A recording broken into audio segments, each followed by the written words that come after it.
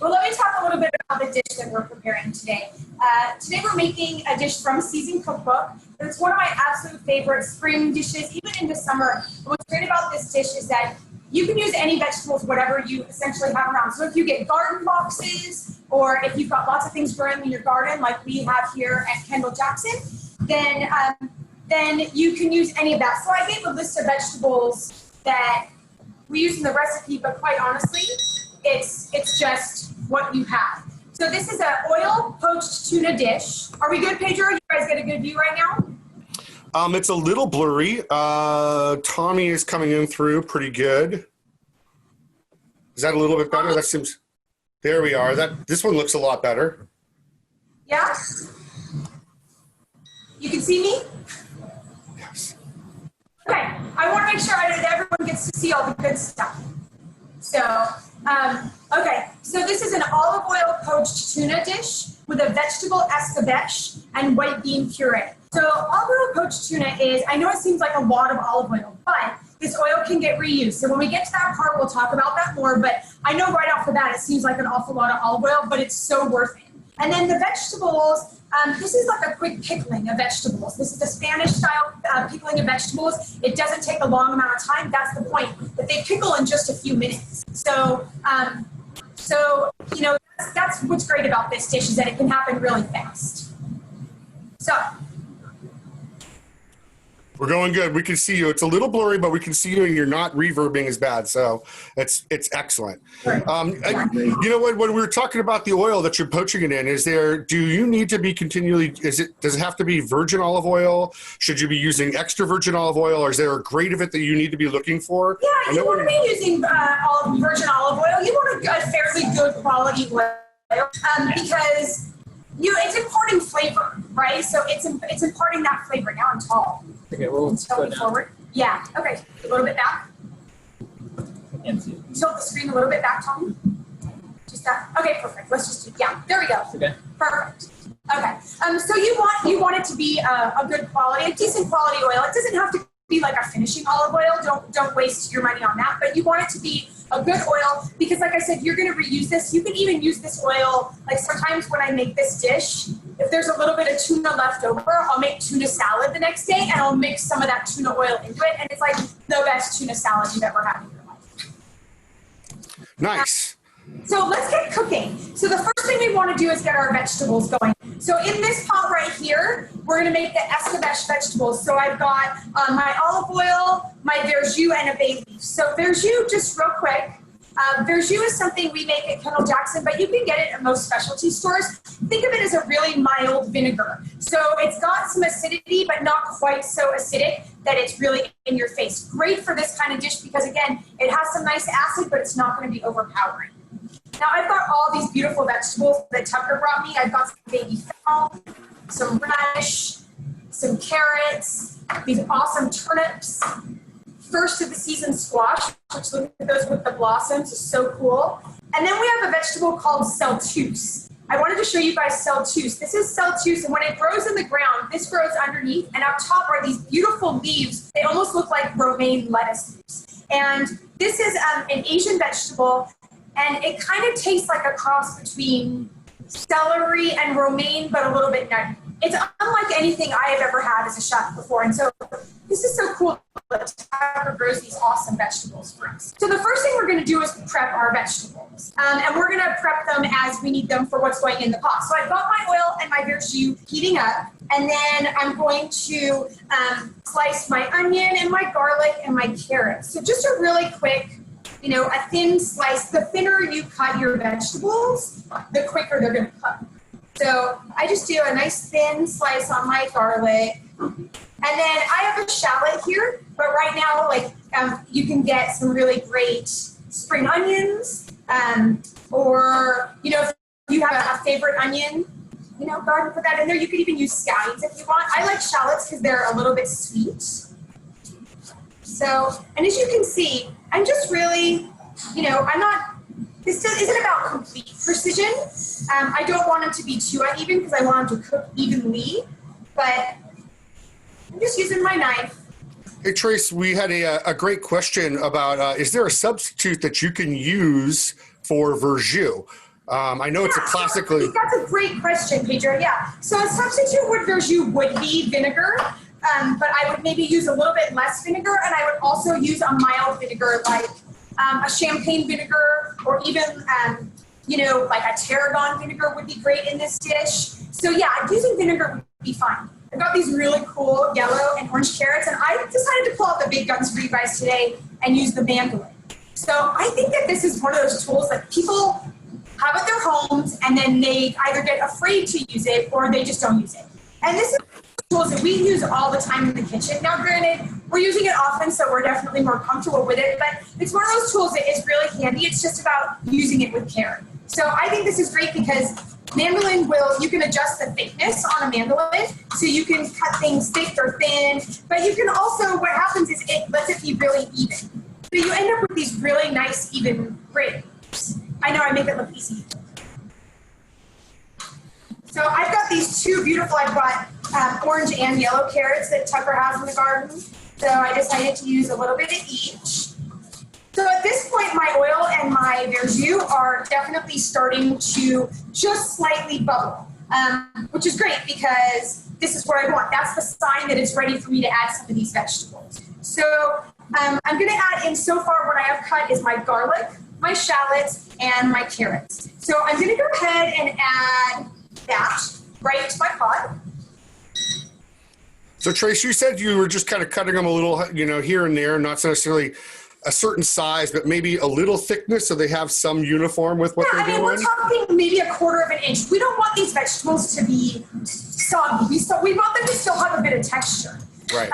And so when you add them into the pot, once I add these vegetables into the pot, they're not going to be submerged in that oil and vinegar. The vegetables are going to release a little bit of their own liquid. Be sure to add a little bit of salt. The vegetables are going to add a little bit of their own, release some of their own liquid. So then all of a sudden you're going to find by the end of this, it's actually a pretty juicy concoction, which is great because that essentially becomes your sauce. So I've got my onion, garlic, carrot. I'm going to shave my fennel as well. I've got this beautiful baby fennel. I'm going to do that on my mandolin. And I'm just going straight down. This fennel is pretty small, so I'm just not even going to cut it in half. Oftentimes, fennel from the grocery store can be pretty big. So if you have a big fennel, you can cut it in half or even quarters. And that way you end up with pieces that are about, my pieces are about yay big. So that's not too big. I do have to stress, if you are using the mandolin, please try to use it for your first time with the guard. Tracey is an absolute pro in the kitchen and makes that look super, super easy. But the first time I used one of those things, I took a big chunk out of my knuckle for sure. So they do come with a little plastic guard on them. They do. And when you're a pro chef, it's not so much a problem. It's like, like writing, it's like a writing utensil. But they are pretty, they can be a little bit harsh. Like I said, they can be one of those scary tools. But like I said, also, the more you use it and the more comfortable you get with it, it's like a knife. You figure out the proper way to use it, and then you're more comfortable, and then it can be pretty safe. So celtuce, I'm going to cut a piece off the celtuce, and then I'm going to just peel it. That outside part of the celtuce, if you can find this at probably even at a farmer's market, it's so worth it. So I'm just going to peel it with my neck. Hey, Trace, real quick, when you're talking about the celtuce and the shallots are kind of similar. I mean, the shallots are a little more of an onion. But are you using the shallots instead of the pearl onions in the recipe, or? I did use shallots instead of pearl onions just because I think they're really sweet. And we don't have any spring onions growing in the garden, but we have shallots. And so I wanted to use something that we have. And like I said, that's a big part of this dish is you don't have to go out of your way to buy every single thing that's on this ingredient list. You could maybe make this out of 4 of the vegetables and just bulk up the amount that you are making. But shallots are just a little bit sweeter. I wouldn't really use a white or a red onion unless that's your only option. So I've got my vegetables cooking a little bit here. So I want to just remind everyone, in my pot, I've got my oil, my verjus, my bay leaf, and I've got my fennel, my carrots, my onion, and my garlic. And I mean, I wish there was a way you could smell this right now, Pedro. It smells so good. It smells so good already. It's becoming fragrant, and it's just bubbling a little bit. Like I said, I don't want these vegetables to be cooked. I'm lightly cooking them. I don't want them to be soft. I want them to still have texture. So that's what I'm keeping an eye on here, making sure that I'm moderating my temperature. It's not on high heat, but I'm making sure that those vegetables are just slowly cooking. Really what they're doing is taking on some of that flavor of the oil and the verjus. And then what we're gonna do is, I'm gonna have the other vegetables ready, because the other vegetables, the radish, the squash, these cook so fast that I'm just gonna have them set aside, and we're gonna even add that off the heat. So once the vegetables that are hardier, like the fennel and the carrots and the onions that you want a little bit of cooking, are the ones that you have on the heat, and then the rest, we're just gonna add those after this is done cooking. So they still have not only that bright flavor, but also color, right? Nobody wants mushy, zucchini, and so you want all that brightness to remain. Now, if you're cooking along, what I want you all to have getting ready is your oil for your tuna. So go ahead and take a second to do two things. First, the most important, have a sip of wine. Everybody take a break and have a sip of wine, right? Happy Wednesday. Delicious. Now, go ahead and put your 4 cups of olive oil in a pot with bay leaf and thyme sprigs. And you're going to slowly put that on low temperature, and we're going to bring that up to about 200 degrees. And then we'll let that heat up while we're finishing cutting the rest of the vegetables. So I've got these beautiful radish from Tucker. I don't know where Pedro went. Apparently my screen is kind of taking over in some instances, depending upon what's going on. So we're trying to alleviate me from there. But I am here indeed, Tracy, and I'll pop back in. Okay, Pedro. I got lonely for a second. Oh, no, you're not alone. And Tommy's there too. We are still getting a little bit of echo. So maybe if Tommy can move the camera a little bit closer, I think it might be able to pick you up a little more.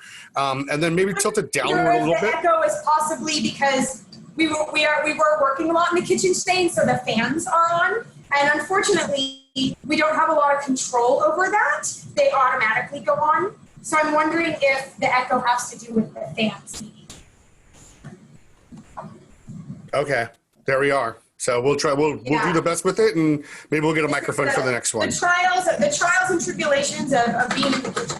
So I've now got my radish, my squash, my saltuse. I know the recipe says beans. We didn't have any beans, so I decided to leave those out today. And then I've got my oregano that I'm just going to have at the ready. Again, I'm going to add this kind of right before we plate, so you have the freshness of the flavor of the oregano. That's when we're also going to add lemon zest. But I'm going to have it ready here. Now, my oil is starting to heat up. So here's what I'm going to do. I have a lemon that I'm going to zest a little bit later to go into the vegetables, but we're going to cut about half that lemon into really thin circles. They don't have to be perfect circles, because what they're going to do is we're going to put them on the bottom of the pot with the oil. And this is one of those tricks. Not only does it impart a tiny bit of flavor, but what it's going to do is it's going to create a barrier between the bottom of your pot and the tuna. So that way your tuna doesn't stick to the bottom of your pot. It's a little chef trick there.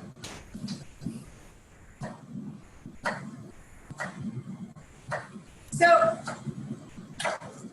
if anyone's cooking along, I want to make sure if they have any questions, to go ahead and jump in at any time. One comment we do have is, people can't see too well what you're doing. So yeah, that would be great if you could hold it up a little bit closer. That's my vegetables, and I can already see they're not wilty, but I can see that the fennel is just starting to wilt a tiny bit. And you can see that the shallot and the garlic, it's really the shallot and the garlic are the parts that you're looking for it to cook. You don't want this to have raw shallot or raw garlic flavor, but those, because they're the smallest things in here, are naturally going to cook. But yeah, I could tell this is coming along great. And so I'm going to I turned the heat off on that. So now I'm going to go ahead and add in my squash and my radish. And you can add in the radish right now, or you can wait till the end. That completely depends on your own personal taste of how you like radish. I love my radish a little bit cooked. So I'm going to go ahead and add it in right now. If you like your radish to be really fresh and peppery, you could wait and add it in with the lemon and the cell too. So that's completely up to you. So I added these ingredients in, and I'm just going to give it a quick stir. So Tracey, you just kind of quartered those radishes. Is that what you did? Yeah, I just sliced them the same as everything else. Everything I just kind of sliced. And like I said, the size of how you slice everything only matters per ingredient. So for example, my slices of cell tubes, those are all the same size slice. My slices of carrot were all the same thickness. My squash was thicker than my carrot. But just each vegetable is cut, each individual vegetable is cut in its own uniform way, because then those vegetables cook uniformly. So I'm gonna pull this up because I want you to see already how beautiful this dish is coming along. Can you get Tommy to move it a little bit closer to the screen so that way he can, or is he there to help you out for a second? That's the one thing, is people can't see it too well. Tommy to the rescue. Can you move the screen a little closer, Tommy? So just for a second so they can do a close-up of what is in my pot. Of course. Thank you so much. Tommy is always rescuing. Look at that. Nice. And he can turn it down. We could probably see a lot better about what you're cooking and doing. That's a much better view, I think. If we could. Well, unfortunately he's just holding it there, Pedro. Okay. The other way it's on boxes. So unless Tommy stands there and holds it. I can try. You can turn up. And then, so now I've got my oil is ready to go. So now is when we're going to add our tuna. Now I've got these beautiful tuna fillets, these tuna steaks, and they're about 1 inch thick. So Tracey, the oil's ready to go because is it slightly bubbling, or are we looking at a temperature? Or? Yeah, it's not even really bubbling, but it's at 200 degrees. So I did check it with a thermometer. I got this cool thermometer, and you want to check it. You want it to be about 200 degrees.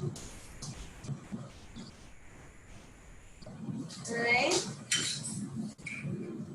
So I'm going to go ahead and add that tuna right into the oil. And what will happen is it should be submerged in the oil. Well, those are some beautiful pieces of tuna. Wow, the color. Gorgeous. Like just stunning, yeah. Right? And you're using Meyer lemon in that oil, is that correct? What's that, Pedro? Were you using Meyer lemon in that oil? No, this is regular. It's just regular lemons. It's not Meyer lemon season anymore. I mean, the tree in front of my house, there's still some lemons on there, but for the most part, it's not Meyer lemon season. All right. Myers would be fine with this, though, right? What's that? Myers would be totally fine with this, though, correct? Yeah. So I've got my tuna, and you'll see instantly that tuna will start, turning opaque on the outside. We're going to let this tuna cook. Now, the amount of time you cook your tuna is really going to depend on the size of your piece of tuna and the thickness. And that's just going to depend on what you're able to get from your fishmonger or from your local store. I was able to get these really beautiful pieces of tuna, so they're a nice inch thickness. There are times where I've had this where, sometimes tuna is just a little bit uneven, or it's not, you can't get a beautiful piece like that, which is fine, especially for this dish, because once it comes out, we're going to, break that apart a little bit.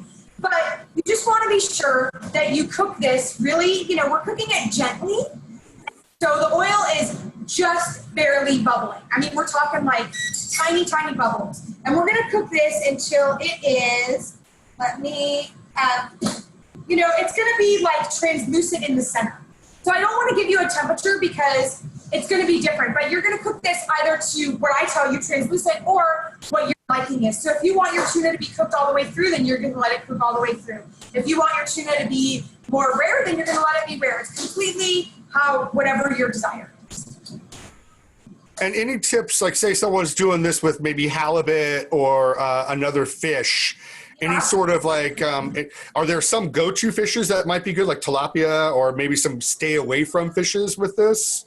I wouldn't do this with a thin fish like tilapia. I think halibut is really great olive oil poached. A very classic way of doing halibut is actually milk poached, which is interesting.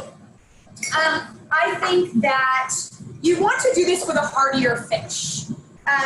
And you don't also want to, I wouldn't do this with salmon because it's an oily fish, so it's kind of redundant, honestly. It's kind of like oil on oil. But, tuna is meaty, but unless you get the belly, it's not quite as fatty. I mean, it is. It's texture-wise, it is. But now, if you can get tuna belly for this dish, oh my God, you're going to be blown away. I've done this with just straight tuna belly, which is like the fattiest, like best part of the tuna. And it is so decadent. It's crazy how amazingly decadent this dish can be with tuna belly. So we got a great question that with a kind bit of a heartier fish. And we've got a question that kind of goes along with what you're talking about right now, where one of our people has a question that says, I only have a 1 pound piece of tuna. How should I cut it up? Repeat the question, please, Pedro. It says, I only have a 1 pound tuna in one piece, just a 1 pound piece of tuna as like a large fillet. It sounds like. How should I cut it up? Mine started off as a 1 pound piece as well. So you're going to cut it into even thick, as even thick portions as you can. The other thing you could do, 1 pound is, you could put the entire, depending on the shape of that pound, you could put the entire pound in the oil. It's going to take longer to cook. And then you could kind of flake it and cut it from there afterwards. But I would just cut it into as close to uniform pieces as possible. That's the thing about tuna, right, is that it's never going to be it's never going to be the same shape every time. Well, that's kind of the thing, like as you were talking about, like with the vegetables, you've got to look at how much evaporation is going to happen with it, or that this piece is going to be a little longer, this piece is going to be a little quicker, and kind of eyeball the tuna in the same way, much like cooking chicken breast. Exactly, yeah. It's just a gauge, and it's just a gauge, unfortunately. So my tuna's close to being done, so I'm going to finish off my vegetables. So I've got my oregano and my lemon zest. I'm going to chop my fresh oregano, give it a quick chop.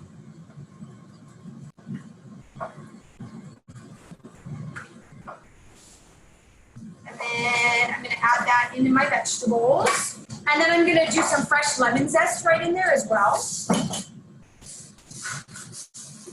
Yeah, it's going to give it some nice brightness, a nice, finish. Make sure as well when you're zesting the lemon as Tracey's doing it, moving it around continually, you don't want the pith or the white part in there. That'll extrude a lot more bitterness into what you're trying to do. Exactly. Excellent point, Pedro. And I'm going to go ahead and add that saltuse right now, too. Excellent point. So, yeah, you want to be cautious that you don't go down to the pit. At this point, I'm going to take the bay leaf out of my my vegetable mixture. And then I'm going to ask Tommy to do an assist. Tommy, you can just grab the pot and put it. You just grab the pot from, it's not a hot handle, and go so they can see. So that's what's happened after I've added all my oregano, my lemon zest. It looks really good, and the vegetables are still looking super crisp. You can tell that the water's kind of come out of them some, but you haven't added anything else, and you're stirring it here and there, and you're not kind of breaking them apart, I think is part of the key, right? And that's exactly the point of this dish, Pedro. This is a perfect, summer, springtime, summertime dish, because it's fresh and light and using up, all the vegetables of the season, but it's not super rich and heavy. Now, I'm going to take my tuna out. So that was about what, maybe 4 minutes, maybe 5 minutes? That was probably 4 minutes.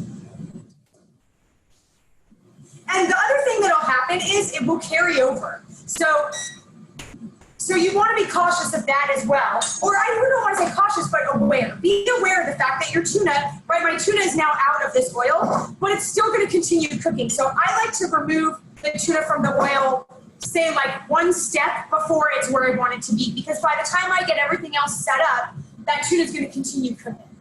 Okay. All right, so now it's just a matter of putting it all together.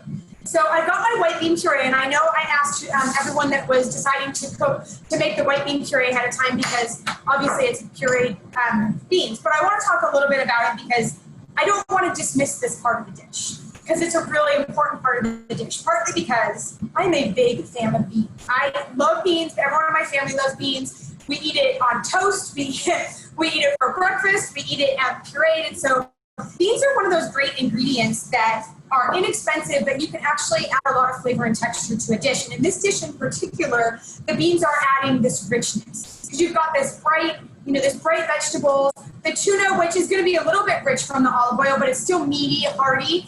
And so this nice richness on the dish.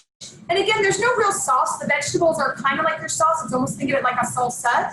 But this becomes something really creamy, and then adding a whole nother texture to the dish as well. So these are white beans, and I finished them off with some creme fraiche or sour cream, just to give it that bright tanginess, but again, just more of that richness. So when I eat this dish, I go ahead and put my white beans down on the plate, just a nice pool of it. Because the other thing that's going to happen is once you put all the rest on top of it, it's going to settle, and the beans are going to help hold everything in place. Tracey, can you hold that up a little bit, because right now it's just white on white. It's a little hard to. It's just white on white because it's white beans. So there's not much to see other than a pile of white beans on the plate. Puree. And you're not heating those beans up? They're going on there cold. No, the beans correct? are room temperature. The puree is room temperature. Yeah. Okay. I mean, dish, quite honestly, is not, you can eat it hot. Like once, if we put it all together and eat it right now, it's definitely going to be warm and hot. But this is one of those dishes that room temperature is where it's at. This is al fresco right here. So the other thing now, if you don't want to make beans, if you're like, I'm doing this, you can buy hummus, or you can even buy, you can buy bean puree and you can eat it as is. If you have a favorite brand of something like hummus, that's fine. Or you can buy something like hummus from the grocery store and then doll it up yourself. So you can have half the work done for you. Maybe take that hummus and you add some lemon oil and some sour cream or creme fraiche. So you doll it up without having to do some of the work. This is a great dish, though. I think people don't realize how underrated it is. If you look at a lot of Spanish cuisine, this white beans is used across many a tapa, and you could also use it in many other dishes just at home. Like you could use this to smear down and then hold a duck breast in place, or have veggies to put in place. This goes with multiple types of protein for sure. Yeah, and I'll tell you, part of the reason that I included this recipe in the book is because there's a little bit left over. And for me, this is great dipping, right? Tomorrow with this leftover bean puree, I'm dipping carrots or bell peppers in it. I'm putting it on toast with maybe, some chunks of avocado. Like it's not just versatile for this dish. You can use this puree, for a few days after. So I want to show you, I've got my tuna. And I want to show you, Tommy, will you just do a little pull forward? I just broke my piece of tuna in half. I wasn't specific about it. So I want to show you, right? My tuna is still just slightly pink in the center. I like to call it opaque. It's almost cooked, but it's more, I think of it medium rare. You can take this tuna, will you tilt down a little bit so they can see? Thank you. So you can plate this however you want. You can take it just in these 2 chunks. I like to kind of break it up into a few chunks on the plate, like so. And then it's really important to season your tuna at this point, right? Get some nice salt. You can season it right as it comes out of the oil, but season it with salt. And then we're going to garnish it with these beautiful vegetables right on top. Hey, Trace, we had a quick question about the beans and the consistency or the texture of what that is. And one person was saying that they used a couple of cans of beans and it was still very thin. I mean, this isn't thick like pancake batter, but it's a little runnier, I would say. How would you describe it? Yeah, it is a little bit runnier. I mean, you can see here, I'll show you like mine. Can you see that? Is there a glare? There's a glare. Kind of hold it a little sideways, maybe against your black apron. Hold on, let me see if I do this. What if I turn that light on? No, it's okay. I wonder if I, maybe like that? Yeah, that's a little better. I mean, right? So you can see that, it is like a really thick pancake batter. Okay. If it was a little on the thin side, what would you recommend doing? Maybe less olive oil? Or adding more beans. Okay. And adding a few more beans and pureeing them. But if they use canned beans, so you can put it back, Tommy, sorry.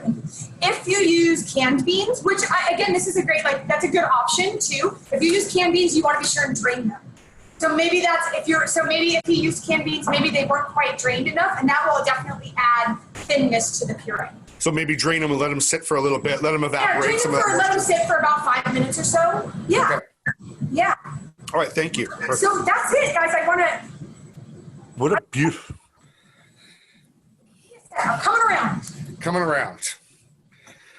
And, I know we've been answering some questions and answers as we've gone along, but if we have more questions about any of the procedures or the steps, now is a great time to chime in. Oh, there we are. Right? Here, I'm going to tilt it down a little bit. Oh, much better. Right? Ta-da! Ta-da! Perfect summertime dish. It really is. This is such a great summertime dish, springtime dish. And like I said, this is, what was that? Maybe 6, 7 vegetables that I put in there. I could have made this 4 vegetables, whatever I had. I mean, this is, like I said, I know a lot of people are doing farm boxes more so now than ever before. And so I know oftentimes what happens when people get a farm box or garden box is that they may not know what to do with some of the ingredients. This is a great answer to that. Using this in addition, using whatever, vegetables you have, just keeping in mind the vegetables that are hardier or harder need to be cooked or put in the beginning, and then just gauge from there. Are there any ones that you would maybe red flag ones, super aromatic vegetables, or anything that you might stay away from? The only ones that I would red flag, partly more so because it colors like red beets. Like if I put red beets in here, it would just color everything. So although it would probably taste good, they can be a little bit strong too. But I think it would just turn everything a pink hue, which may not be as, part of this dish is just so pretty, right? Like you've got all these beautiful colors involved. And so if everything was the same color and it was all pink, it wouldn't be quite as pretty. But you can put green beans, yellow wax beans, you could put peas in here, you could put fava beans in here. You could, if it was really in the summer, you could finish them with some halved, cherry tomatoes in there. I mean, there's a lot of opportunity here. Well, and one of the common questions as well, often, because not everyone has the amazing farm box that we are able to get from Tucker, is Celtuce. For me, Celtuce, texture and body wise, kind of reminds me almost of like the. Remember the watercress or water chestnuts? Water chestnuts that you would get. That kind of has a little bit of a texture and body to it like that. What are some other substitutions that you would recommend in lieu of that? Or is that just something that we have here that you recommend? It's something that, I know we have here. I think that's starting to be seen at different farmers markets. I wanted to include it today because I think it's really unique, and I wanted the opportunity to potentially, share with whoever has chosen to join us today and teach them something new. It's not an essential part of this recipe at all. It's cool, and if you can find it, this is a way to use it, because I think that's another thing that happens. You go to the farmer's market, you see something you've never seen before, it looks cool, it looks exciting, you buy it, and then you're stumped and you don't know what to do with it. So I just thought this is a cool way to use this if you happen to come across it. But like I said, if not, it's no big deal. It's not an essential part of the dish. Do you think you could go, this is a personal question for me. Do you think you could go like a little earthy with this maybe? You could make this kind of seasonal and do like a mushroom one later on in the year or things of that nature? Yeah, you could.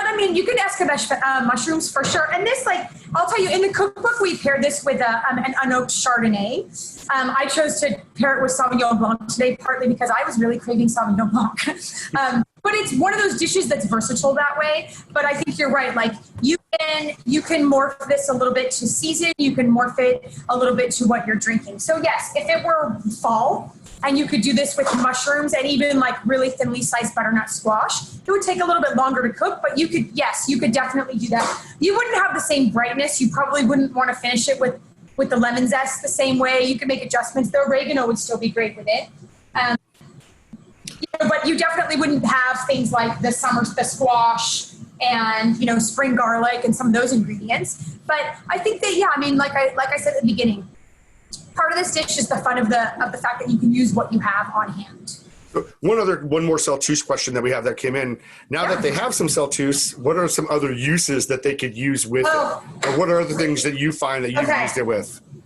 I love it with melon. If you make a salad with shaved Celtuce and honeydew melon and chop a little bit of cilantro and some fresh avocado, it is so good. It's because it's sweet and nutty and creamy. It's one of my favorite summer dishes.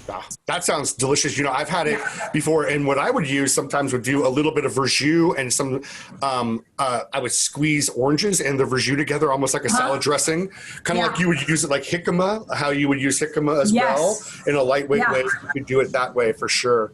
Definitely. So another way for Celtuce is one of my favorite things in the summer is that very classic. You find it at the fair. We have the fair. Well, not this year, but normally we have the fair here. You find it, but it's fresh fruit like watermelon and pineapple and mango, and then you put lime juice and hot sauce on it. Have you ever had that, Pedro? Yes, it's really, really good. It's really good. Celtuce falls right in that category. Same thing. Lime juice, a little bit of hot sauce, or tahini. If any of you know what tahini is, if you don't know what tahini is, go to your grocery store and find it.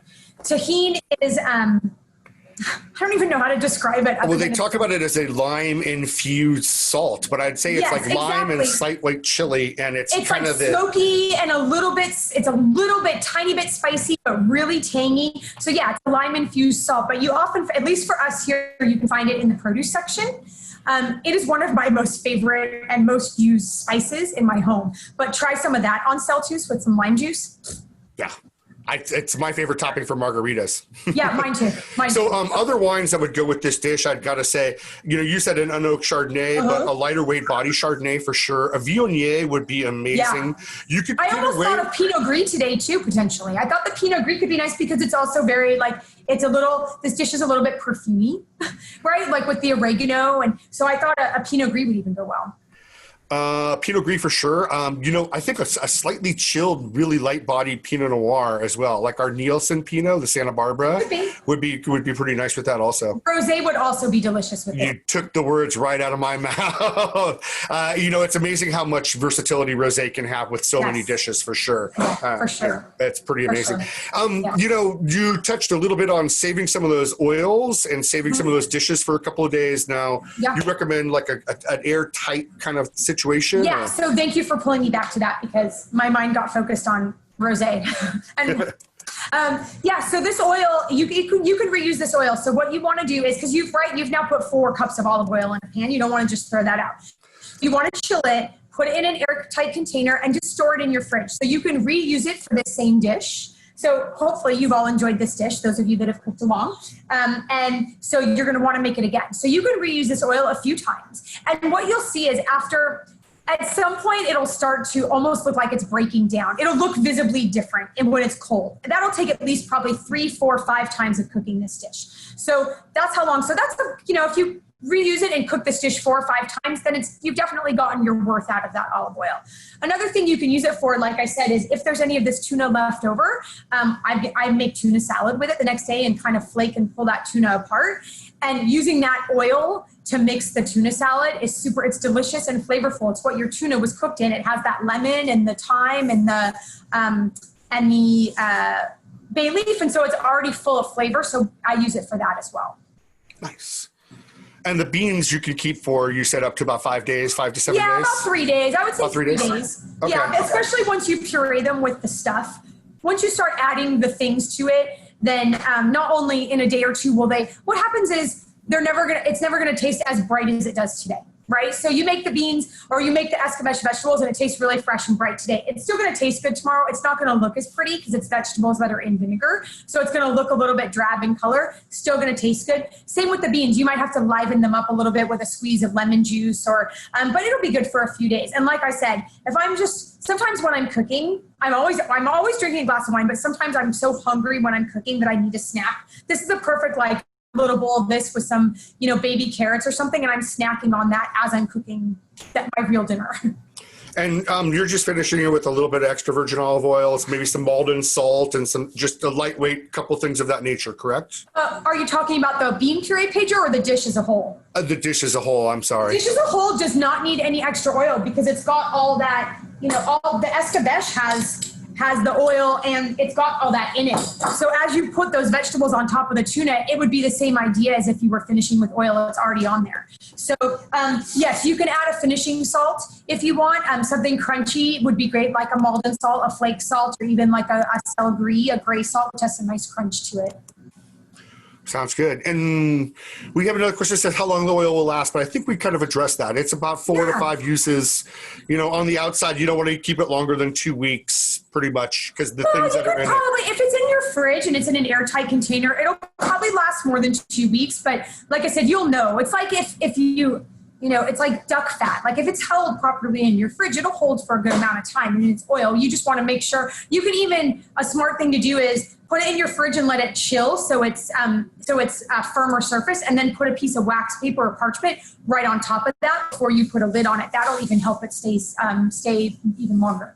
That's a great suggestion, actually. Thank you for that one. That's a little chef insider for sure. Yeah. Yeah. Any other, we've had a couple other questions that pop up. I think we've answered everything. Is there anything coming in anymore? I guess it looks like we'll give it a couple more minutes, but we want to thank everybody who's tuned in, and there's been a couple come and go, and we've had some great compliments.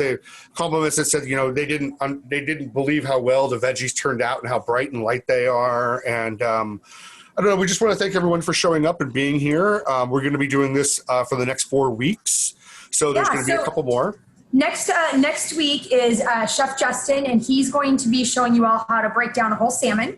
which is pretty fun. And he's going to be making one of my favorite sauces ever, which is called Green Goddess, a very classic, herby, springy, really, really great sauce with salmon. And for us, it's wild salmon season. So this is a great year to be eating salmon and to be cooking salmon. So that's next week. And then in 2 weeks, we've got Chef Robert Buttercup, who's come up. He's here. So I'm going to make him come. Take that mask off a second so they can see your beautiful face. Absolutely. All right, here's Robert, Chef. Many of you know him as Chef Buttercup, and we're bringing him in the mix here too. So we're going to have Robert make a dessert for you in 2 weeks, and you're making what is it? A strawberry vanilla sandwich cookie. Yes, a strawberry vanilla sandwich cookie.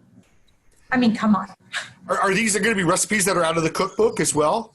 No, Robert's recipe is not out of the cookbook, but the Green Goddess recipe is out of our cookbook, and the recipe today is also in our cookbook. So, all right, perfect. We've gotten a few compliments on the cookbook and what a great job you guys have done on it. It's really gone over well. Thank you so much. Are you guys going to be working on another one in the near future, or? Oh, Pedro, come on. It was a question that kind of came through, so I'm just asking you live. I'm asking you live. I'm going to tell you, we had a tremendous amount of fun writing the cookbook, and it was a labor of love. We actually took over a year to write the cookbook because we wanted to be true to what we were representing. And so all the pictures in the cookbook most of those vegetables were actually grown in our garden. And so it took us a year because we really waited for each season to be able to represent the food the right way seasonally, hence the name of the book. So and the name of the book is Season.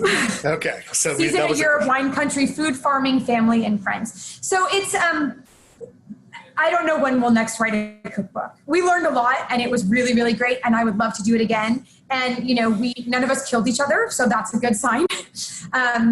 I think if we had the opportunity, we would definitely do a follow-up. Perfect. Yeah. Looks like we're kind of, if another round, a few more questions come in. We got a question that said, can we get a little heads up on what wine we might want to try next time before? Yeah, definitely. So we'll put that in. So I know now next week would be Chardonnay. And then Robert, what wine? You had a wine picked with your dessert. Still debating. Oh, Robert's debating. So we'll get back to you on the wine that he wants with the dessert. But we'll definitely include that in the email. I love that. So you guys can have that wine ahead of time. And but here's the moral of the story with wine. We love talking pairings, obviously, and we want to set you all up for success in having a great pairing. But we want you to also be happy. So drink what makes you happy in the moment too. Like today I was craving Sauvignon Blanc. Luckily, I went with the dish too. But if you wanted rosé or Pinot Noir today, go for it.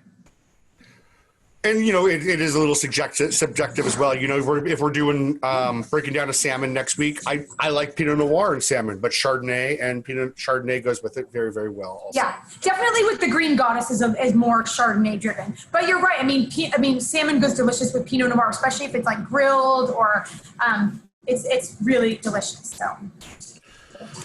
All right, I think we are kind of coming to the end. I think we've answered most all of our questions. We're getting a lot of thank yous. Oh, and any of you out there, if you have any questions, you can follow up with an email to our wine club or, send us messages. But I wanted to say thank you to everyone. Thank you for your patience for us figuring this out in the beginning.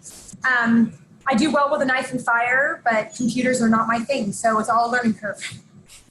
It came across really, really well. You're always a pro, Tracey. And thank you to everybody that joined in. And we look forward to helping you guys through another cooking lesson next week. Yeah, stay safe. Stay safe and sheltered out there, and have a very great week. Take care. Thanks, Pedro. Cheers. Thanks, Tracey. Cheers, everybody. Have a good night.